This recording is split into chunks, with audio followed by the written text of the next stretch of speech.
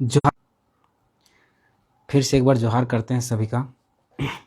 आप जानते हैं कि मैं बिना आंकड़ों की कोई बात नहीं करता। उसी क्रम में आज मैं पढ़ रहा था बेरोज़गारी के बारे में। तो बेरोज़गारी के बारे में, झारखंड की बेरोज़गारी के बारे में जो आंकड़े मेरे सामने आए वो झकझोर देने वाले आंकड़े थे। ऐसे झकझोर देने वाले कि बता नहीं सकते। मतलब इस तरह की बेरोज़गारी बढ़ी है ये सरकार की नाकामी की वजह से कि हम बता नहीं सकते। बेरोज़गारी दर इस रफ्तार से बढ़ रही है, लोग इतना बेरोज़गार हो रहे हैं कि सुसाइड की खबरें दिन प्रतिदिन आ रही हैं। उन्हीं आंकड़ों को पढ़ते हुए मैंने जो देखा, मैंने जो पाया, वो झारखंड में सबसे बुरा हाल है। पूरा जो 29 राज्य हैं, 28 राज्य हैं, 28 राज्यों में सबसे बुरा हाल झारखंड का है। है तो 2-3 राज्यों का और भी, लेकिन झारखंड का जो दुर्गति है वो बहुत ही ज़्यादा है, क्योंकि यहाँ पर मिनरल बेस्ड स्टेट होने के नाते भी इतना बेरोज़गारी नहीं होना चाहिए। और स्टेट हैं लेकिन वहाँ इतना मिनरल्स नहीं है जितना झारखंड में। सबसे पहले बात करेंगे कि बेरोज़गारी किस हद तक बढ़ी है। पहले यहाँ बेरोज़गारी आज से 3 साल पहले 8% थी, 8.28% थी। जो आज के डेट में झारखंड में बेरोज़गारी दर बढ़कर हो गई 17.3%, यानी 18% के आसपास पहुँच गई है। ध्यान दीजिएगा, 18%। जो भारत के चौथा नंबर पर, 28 राज्यों में से चौथा नंबर बेरोज़गारी पे आता है झारखंड। अब समझिए कि सबसे जो कम बेरोज़गारी है वो शायद हमारा पड़ोसी राज्य जो अलग हुआ छत्तीसगढ़, वहाँ 0.4% बेरोज़गारी है। याद रखिएगा, हमारे साथ अलग हुआ है छत्तीसगढ़, जहाँ बेरोज़गारी है 0.4%। उसके बाद आता है मात्र 0.4%, यानी 0.4% ही गरीबी हमारे साथ अलग हुआ। और हमारे यहाँ कितना है? 17%, यानी 17.3%, यानी 18% के आसपास हमारे यहाँ बेरोज़गारी हो गई। समझ सकते हैं कि कितना दुर्भाग्य और कितना ही दुर्भाग्य का विषय है कि हमारे यहाँ, हमारे साथ एक राज्य अलग होता है जहाँ 0.4% बेरोज़गारी है, और हम उसी के साथ अलग होते हैं। हमारे यहाँ उससे ज़्यादा खनिज है, उनसे ज़्यादा मिनरल्स हैं, लेकिन हमारे यहाँ बेरोज़गारी 18% है। सरकार जो 3 साल 4 साल में जो वादा करके आई कि हम साल में 5 लाख नौकरी देंगे, 5 लाख नौकरी देंगे, हर साल जेपीएससी का 2 एग्ज़ाम लेंगे। जेपीएससी का एग्ज़ाम एकमात्र हुआ इस कार्यकाल में, जो 4 साल का कार्यकाल है उसमें मात्र एक जेपीएससी का एग्ज़ाम हुआ। जेएसएससी जेईई का एग्ज़ाम 8 साल में एक बार हो पाया है। जेएसएससी सीजीएल का भी निकला है पर एग्ज़ाम नहीं हुआ है, पता नहीं कब होगा। इसका भी 3 बार फॉर्म रद्द हो चुका है। ये 2015 में पहले फॉर्म निकला, फिर ये रद्द हुआ, फिर 2019 में निकला, फिर रद्द हुआ, फिर उसी को 2022 में निकाला गया, फिर रद्द हुआ, और 2023 में फिर से उसको निकाला गया। देखिए, हो जाता है तो बहुत बड़ी बात है। तो इस तरह से बेरोज़गारी इतना चरम सीमा पे पहुंच गई है झारखंड में कि हर कोई परेशान है, बेहाल है। उस क्रम में सरकार ने वादा किया था कि हम जो 5 लाख नौकरी देंगे और सालाना जेपीएससी का जो 2 एग्ज़ाम लेंगे, वो तो ले नहीं पाई।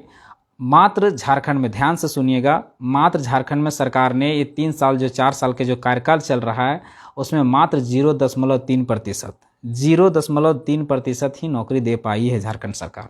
0.3%। फिर से एक बार सुन लीजिएगा, 3.5 साल 4 साल के कार्यकाल में जेएमएम की सरकार ने, जो हेमंत सोरेन की सरकार है, उससे मात्र 0.3% ही नौकरी दे पाई है। अब ये बेरोज़गार युवा कहाँ जाएंगे? ये मैं नहीं कह रहा हूँ, आंकड़े कह रहे हैं। आंकड़े हैं, ये centre for monitoring Indian economy के आंकड़े हैं। Centre for monitoring Indian economy के आंकड़े हैं, जो कह रहे हैं झारखंड सरकार ने पूरे 3.5 साल 4 साल के कार्यकालों में मात्र 0.3% ही नौकरी दे पाई है, और बेरोज़गारी दर झारखंड की 8 से बढ़कर 18% तक पहुंच गई है। कहाँ जा रहा है झारखंड? क्या हो रहा है झारखंड के साथ में?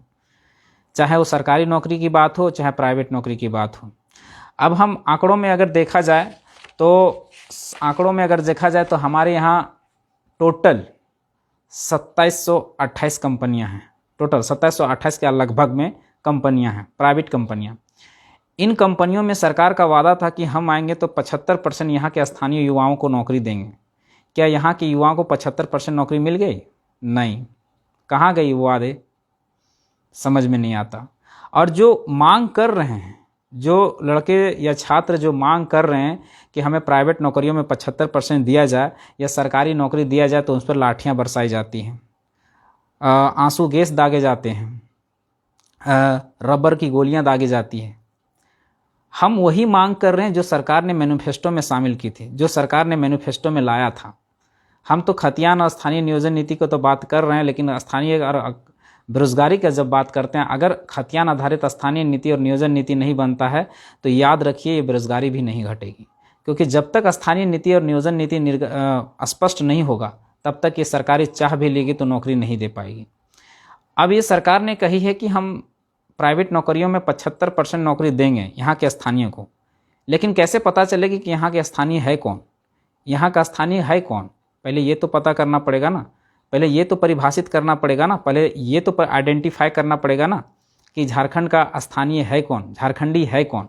पहले यही नहीं आइडेंटिफाई है, पहले यही नहीं परिभाषित है, तो फिर 75% हम नौकरी देंगे कैसे?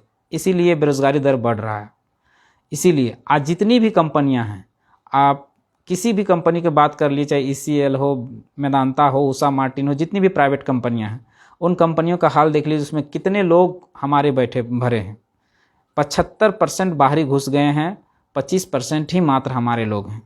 जब तक उसमें 75% हमारे लोग नहीं जाएंगे तब तक वो चीज़ें सुधर नहीं सकती। आप DVC की ही बात कर लीजिए, कल जो जिसमें धारणा हम लोग दिए थे, DVC में भी कितने लोग हैं?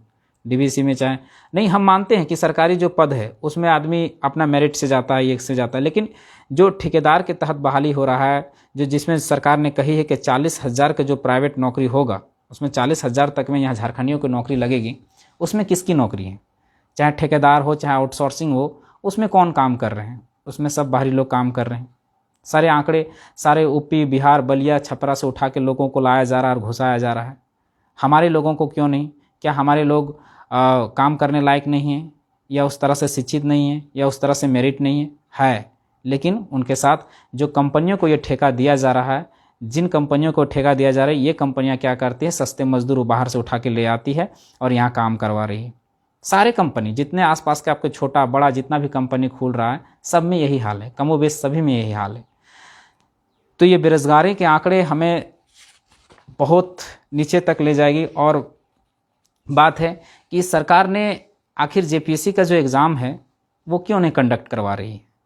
इन्होंने कहा था कि साल में 2 बार JPSC का एग्ज़ाम लेंगे। 3.5 साल के कार्यकाल में मात्र 1 JPSC का एग्ज़ाम हुआ है। 4 JPSC को उसमें जोड़ दिया गया, लेकिन मात्र समझिए तो वो एक ही JPSC है जिसमें 253 सीट लाया गया था। समझने वाला विषय है। और जितने भी एग्ज़ाम है सब रुका पड़ा है। कभी हाई कोर्ट में जाकर फंस रहा है, कभी सुप्रीम कोर्ट में जाकर फंस रहा है, नीति नियमावली में फंस रहा है। तो ये खतियान आधारित स्थानीय नीति और नियोजन नीति की जो लड़ाई है, छोटा मोटा लड़ाई नहीं है। अगर ये खतियान आधारित स्थानीय नीति और नियोजन नीति जब तक स्पष्ट रूप से नहीं बनती है, इस तरह का सारा वैकेंसी फंसी रहेगी और वैकेंसी फंसे रहने के कारण बेरोजगारी दर बढ़ती चली जाएगी। ना तो आपको सरकारी में नौकरी मिल पाएगी और ना ही प्राइवेट में मिल पाएगी। आज कल पंचायत सचिव का जो बटा, जो नियुक्ति पत्र बटा, वो बताइए कि ये क्या हेमंत सोरेन की थी? नहीं थी। ये वैकेंसी रघुवर दास सरकार की थी। रघुवर दास सरकार ने निकाला। उसको निकालने के बाद ये पंचायत सचिव का सारा रिजल्ट वगैरह हो चुका था, लेकिन ये सरकार आते ही रद्द कर दिया। तब पंचायत सचिव के सारे विद्यार्थी चले गए हाई कोर्ट से फिर सुप्रीम कोर्ट, और सुप्रीम कोर्ट में ये जजमेंट आया, तब इसका जाके नियुक्ति हो रहा। और वाहवाही कौन लूट रहे हैं? हेमंत सोरेन जी कह रहे हैं कि इसने हमने नियुक्ति पत्र 2550 लोगों को नियुक्ति दिया। वो भी रघुवर दास की भी नियुक्ति जो हुई वो गलत नियोजन नीति के तहत हुई थी। वो भी सही नियोजन नीति नहीं थी। 11-13 जिला में बांट दिया गया था उसकी भी नियोजन नीति। अब बताइए 11-13 जिला में जो बांटे, 13 जिला तो चलिए हमारा सुरक्षित हो गया, लेकिन वो 11 जिला जो ओपन रह गए उसका क्या हाल है? गढ़वा, गिरिडीह, बोकारो, धनबाद, उसमें क्या हाल है उसका? उसमें तो ज़्यादातर बाहरी लोग घुस गए। अब ज़्यादातर बाहरी लोग घुस गए और फिर उसमें नियुक्ति भी दे दी गई, तो ये तो गलत हो रहा है ना। इसीलिए मांग कर रहे हैं कि स्पष्ट नियोजन स्थानीय नीति और नियोजन नीति एक बार बननी चाहिए, चाहे जैसे हो, जितना खून पसीना बहाना पड़े बहे, लेकिन एक बार खतियान आधारित स्थानीय नीति नियोजन नीति बने, ताकि जितनी भी सरकारें आए उसी के तहत वैकेंसी देती रहे और हमारा नौकरी, हमारा जॉब उसमें होता रहे। क्योंकि जीवन जीने के लिए 3 चीज़ें, मूलभूत चीज़ें 3 चीज़ें होती हैं। पहला शिक्षा, फिर स्वास्थ्य, फिर स्वास्थ्य, उसके बाद रोजगार। तो रोज़गार अगर हमें झारखंड में नहीं मिलेगा तो हम कहाँ जाएंगे। अगर हमारे पास संसाधन नहीं होते, हमारे पास कंपनियां नहीं होती, हमारे पास रोज़गार नहीं होती, हमारे पास नौकरी नहीं होती, तो हम समझ सकते थे कि चलो हमारे पास नहीं, हम कहीं और जाके काम कर। लेकिन हमारे पास ये सारी चीज़ें हैं, ये चीज़ें होने के बाद भी अगर हमको नहीं मिल रही है तो ये गलत बात है। ये बहुत ही सरासर गलत हो रहा है, सरासर अन्याय हो रहा है। और आज हर झारखंडी दर दर की ठोकरें खा रहे हैं। आप देखे होंगे कि जब हम लोगों ने सहयोग मांगा महाधिवेशन के लिए, तो ज़्यादातर सहयोग विदेशों से आए। कोई मस्कट चले गए, कोई ओमान चले गए, कोई मलेशिया चले गए, कोई सऊदी अरब। क्यों चले गए? क्यों चले गए? क्यों? क्या उन लोगों के लिए यहाँ रोज़गार की व्यवस्था नहीं हो सकती थी? हो सकती थी। उतनी कंपनियां हैं यहाँ पर कि उतना रोज़गार यहाँ पर मिल सकती है। लेकिन हमारी स्पष्ट नीति नहीं होने के कारण वो चीज़ें नहीं मिल पा रही, जिस कारण से बेरोज़गारी दर बढ़ रहा है। अब ग्राफ इतना बढ़ रहा है, इतना बढ़ रहा है अनएम्प्लॉयमेंट रेट, कि आप देखिए हमारे पास 40% खनिज है, 40% खनिज है यानी मिनरल्स है, पर गरीबी कितनी है? 42.2% गरीबी है, यानी 42.2% गरीबी। ये आंकड़े हैं, हम नहीं कह रहे हैं, आंकड़े हैं। और ये आंकड़े किसका नहीं है? National multi dimensional poverty index baseline report का है। आप समझ लिए, national multi dimensional poverty index baseline, इसका रिपोर्ट है। मैं कोई अनर्गल बातें या फिर अपने से कुछ नहीं कर रहा हूँ, ये सारे आंकड़े हैं, देख लीजिए आप, ये सारे आंकड़े हैं। इन आंकड़ों के तहत मैं बात कर रहा हूँ। इतना खनिज होते हुए, 40% खनिज होते हुए 42% गरीबी होना, ये बहुत ही दुर्भाग्य की बात है। और गरीबी क्यों हो रही है? किस वजह से हम नीचे जा रहे हैं? ये सोचना पड़ेगा, हर झारखंडी को सोचना पड़ेगा। किसको हम बैठा रहे हैं, कौन हमारे लिए नीतियाँ बना रही है, ये समझने वाला विषय है। देखिए, अब नीतियों की बात करें तो नीतियों की बात में नीति वही बनाता है। नीति बनाने में 3 लोगों का हाथ होता है। पहला पूंजीपतियों का हाथ होता है, दूसरा नौकरशाही का हाथ होता है, तीसरा राजनेताओं का यानी राजनीति का हाथ होता है। ये 3 लोग ही नीति बनाते हैं। और इन 3 लोगों में हमारा पूंजीपति में हमारे झारखंड के लोग नहीं हैं, सारे बाहर के लोग, सब सारे बाहर के ठेकेदार, सारी बाहर की कंपनियां हैं। तो हमारे साथ हमारे लिए नीतियां बनेंगी कैसे? शाही नौकरशाही में हम डी लेवल के नौकरियों में अभी कुछ कुछ हैं, लेकिन जितना भी बी लेवल की नौकरियां हैं या ए लेवल की नौकरियां हैं, उसमें नौकरशाही यानी ब्यूरोक्रेसी में सारे लोग बाहर के भरे पड़े हैं, जो हमारे लिए नीतियां बना रहे हैं। तो अब वो लोग हमारे लिए नीतियां बनाएंगे तो कैसे बनाएंगे? तो पूंजीपति में हम नहीं हैं, नौकरशाही में हम नहीं। एक बचता है राजनीति। राजनीति यानी राजनेता या मंत्री या विधायक या सांसद कहें, तो उसमें भी 17 से 18 विधायक सांसद जो हैं हमारे नहीं हैं, वो बाहरी लोग हैं। तो हमारे लिए नीतियां कैसे बनेंगी? और जो भी हैं वो मरण सन्ना की स्थिति में है, वो कोई काम का नहीं है, हमारे बारे में हमारे लिए सोचते ही नहीं, मरण सन्ना स्थिति में है। अब अगर देखा जाए तो एसटी की 28 सीटें और 9 एससी का, यानी 37 सीटें ऐसे ही, और टोटल 60-70 तो हमारे विधायक सांसद हैं। अगर विधायक अगर इन सारे मिल के, ये सारे लोग मिल के अगर हमारी खतियान आधारित स्थानीय नीति और नियोजन नीति की बात करते हैं, अगर सदन में ये आवाज़ उठाते हैं, तो कौन सा ऐसा ताकत है जो इसको रोक सकती है? लेकिन नहीं करेंगे ये लोग हमारा भला चाहते ही नहीं। ये लोग, क्योंकि ये सारे लोग किसी न किसी षड्यंत्र के तहत फंसे हुए हैं, कहीं ना कहीं उलझे हुए हैं, जो हमारे लिए नहीं चाहते कि हमारे लिए नीतियाँ बने। तो ये नीतियाँ कैसे बनेंगी? अब नीति कैसे बनेंगी उस पर हम बात करते हैं। हम जितने भी झारखंडी हैं, जितना यूथ है, हम सभी यूथ को ये चीज़ सोचना पड़ेगा कि नीति कैसे बनेगी। तो हमें 3 चीज़ों पे कब्जा करना पड़ेगा। 3 स्तंभ होते हैं, उन 3 स्तंभों में कब्जा करना पड़ेगा। विधायिका, जो भी छात्र हैं, जो भी राजनीतिक कार हैं, जो अच्छा वक्ता है, अच्छे जानकार हैं, वो आइए और राजनीति कीजिए और ऊपर विधायिका में बैठिए। और जो न्यायपालिका है, वो न्यायपालिका में जो एडवोकेट है, जो लॉ कर रहे हैं, जो नहीं कर रहे हैं, जो पढ़ने वाले छात्र हैं, वो ज़्यादा से ज़्यादा मात्रा में लॉ कीजिए, ज़्यादा से ज़्यादा मात्रा में लॉ में एडमिशन लीजिए, LLB ये सब कोर्स कीजिए। और ज़्यादा से ज़्यादा जो न्यायपालिका में जाने का प्रयास कीजिए, न्यायपालिका में घुसने का प्रयास कीजिए। ज़्यादा से ज़्यादा लोग न्यायपालिका में जाएंगे तो हमारा वहाँ कब्जा होगा। तो न्यायपालिका में जो इच्छुक हैं वो न्यायपालिका में जाएं, और जो इच्छुक नए भी हैं जो अभी नए नए फ्रेशर स्टूडेंट हैं, जो ग्रेजुएशन कर रहे हैं या ग्रेजुएशन करने वाले हैं, जो 12th पास आउट हैं, वो लॉ में एडमिशन लें और न्यायपालिका में जाने का प्रयास करें। तीसरा होता है कार्यपालिका, यानी जो भी ब्यूरोक्रेसी का जो ये होता है, उसमें जितने भी ऑफिसर का पद है, IAS IPS से लेकर BDO CO, ये सारे पद में हम लोग को घुसना पड़ेगा। तो जो पढ़ने वाले छात्र हैं वो मन लगा के पढ़ें, खूब मन लगा के पढ़ें, इतना मन लगा के पढ़ें कि हम जाके ब्यूरोक्रेसी में अपना कब्जा जमा सकें, हम झारखंड में बैठ सकें, उस सीटों में बैठ सकें जहां हम अपने लिए नीति नियमावली बना सकें।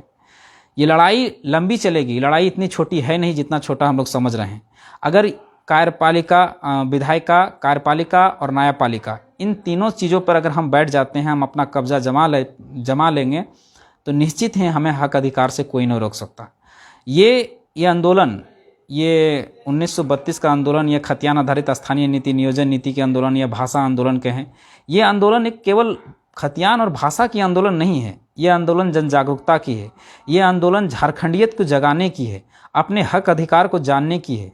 ये आंदोलन को इतना छोटा मत समझिए, इससे हमारे अंदर झारखंडियत की भावना जाग रही है। इससे हम अपने हक अधिकार के बारे में हम जान रहे हैं कि किस तरह से हमें लूटा जा रहा है, किस तरह से हमें पीटा जा रहा है, किस तरह से हमें कूटा जा रहा है। ये वो आंदोलन है।